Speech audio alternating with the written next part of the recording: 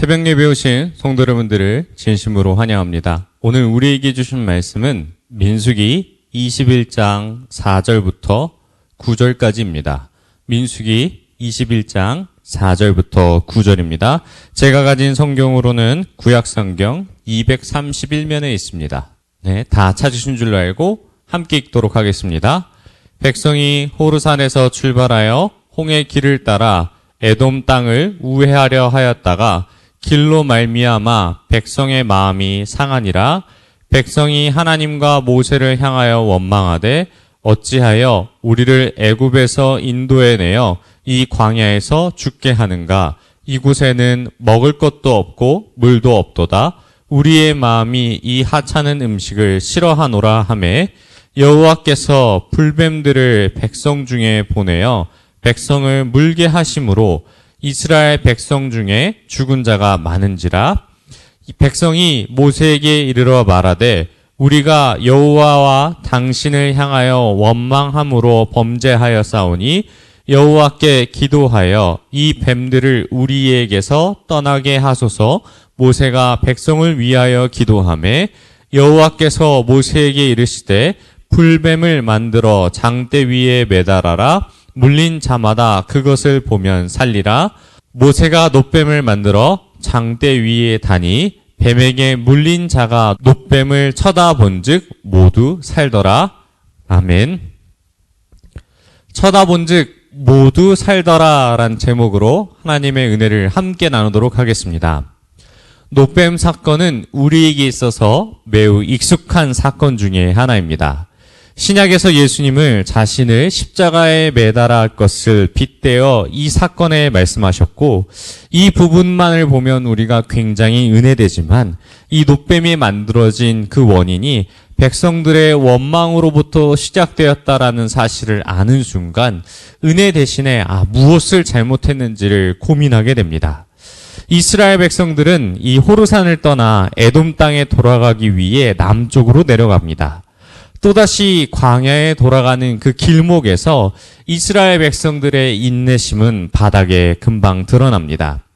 길어지는 광야 생활에 불평과 원망이 계속적으로 터져나가기 때문이죠.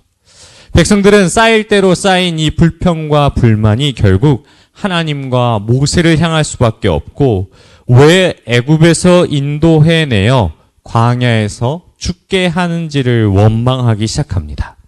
여기에는 먹을 것도 없으며 물도 없으며 그리고 하찮은 음식을 싫어한다고 말합니다.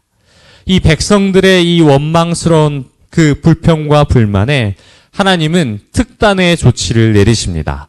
바로 불뱀을 보내어서 이스라엘을 물려 죽게 하십니다. 여기서 불뱀은 독이 있는 뱀으로서 이 우리가 생각하고 있는 정말 불로 낸 형상의 어떠한 뱀이라고 생각을 하는데, 이 물려서 독이 퍼져 몸이 검게 변하는 현상이 마치 불에 타서 검게 된 것과 비슷하게 보였기 때문에 불뱀으로 불렸을 것으로 추측됩니다. 이 일로 인하여서 이스라엘 백성들은 매우 큰 패닉 상태에 빠지게 됩니다. 그래서 많은 사람들이 죽어가자 모세를 통하여서 이 일을 하나님의 심판인 줄을 즉각 확인하고 그 자리에서 죄를 인정하고 회개하기 시작합니다. 큰 심판이 내려졌을 때 즉각적으로 회개하는 일은 굉장히 쉬운 일이 아닙니다. 만약 이 일로 인해 백성들은 모세와 하나님을 다시 원망할 수 있지만 이 일이 결코 자연스럽게 일어난 일이 아니라 하나님의 심판이라는 것을 인지했다라는 것을 자신의 죄를 고백함으로 이 일의 문제는 단순히 우리가 어떠한 경계나 어떠한 특정한 뱀들로 인하여서 얻어진 자연스러운 현상이 아니라 하나님께서 우리에게 불순종과 죄로 인한 결과라는 사실을 인정하는 것이죠. 그래서 모세를 찾아가 그 자리에서 회개하고 하나님께 이 일을 중보해달라고 요청합니다. 계속해서 이스라엘 백성들은 지난 실패를 통해 아무런 교훈을 얻지 못한 것처럼 느껴집니다. 계속 범죄하고 회개하는 패턴이 반복되는데요.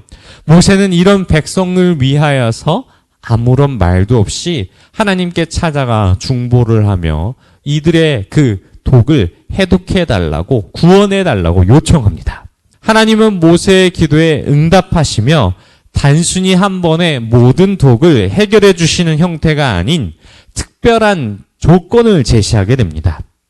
이 나음받을 수 있는 길, 이 독을 해독하는 길은 이 복잡하고 어려운 방법이 아니라 이 노뱀, 불뱀의 형상을 만들어서 그것을 장대에 달아서 그 장대에 매달린 불뱀을 봄으로써, 노뱀을 봄으로써 이것을 나음받을 수 있다라는 하나님의 말씀을 그대로 백성들에게 전합니다. 여기서 하나님께서 말씀하신 부분을 곰곰이 생각해 보면 이스라엘 백성에게 단순하면서도 순종하는 행위가 있어야만 나음받을 수 있다라는 조건을 거신 것은 하나님의 분명한 의도가 있습니다.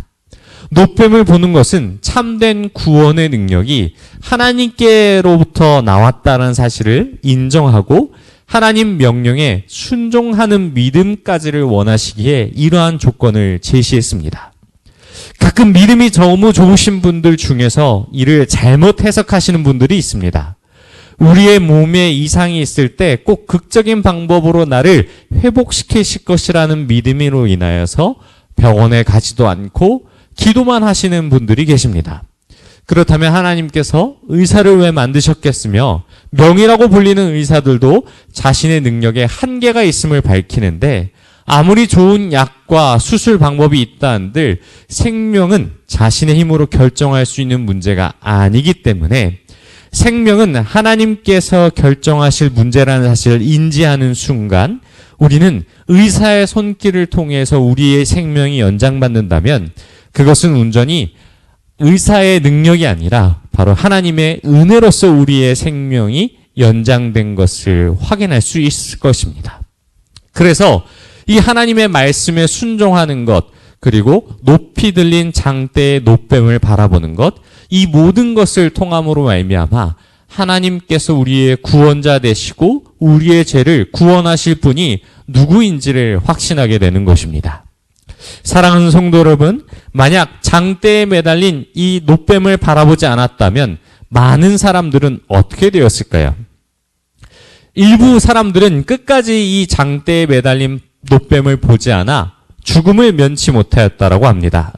나무에 매달린 노뱀을 바람으로 말미암아 구원함을 받았다면 예수님도 나무에 높이 매달린 바 되었습니다.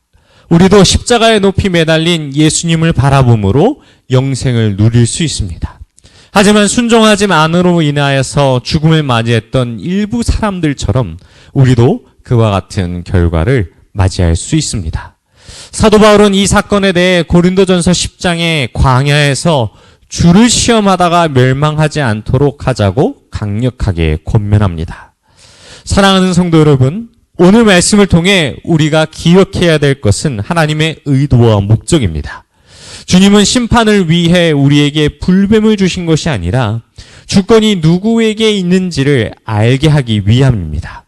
오늘 말씀을 통해 죄 많은 우리에게 예수 그리스도를 보내주셔서 높이 들리게 하시고 바라봄으로 말미암아 구원을 받은 것처럼 오늘 주신 말씀을 받아 감사함으로 받아 날마다 우리에게 주신 그 은혜를 기억하며 하나님의 우리를 구원하시기 위해서 예수 그리스도와 이 장대의 노뱀을 매달아 우리에게 오늘날까지 말씀하고 계신다는 그 은혜를 기억하며 우리에게 주신 그 참된 의도와 목적을 기억하며 날마다 은혜 가운데 말씀을 깊이 묵상하며 나아가는 저와 여러분이 되시길 바랍니다.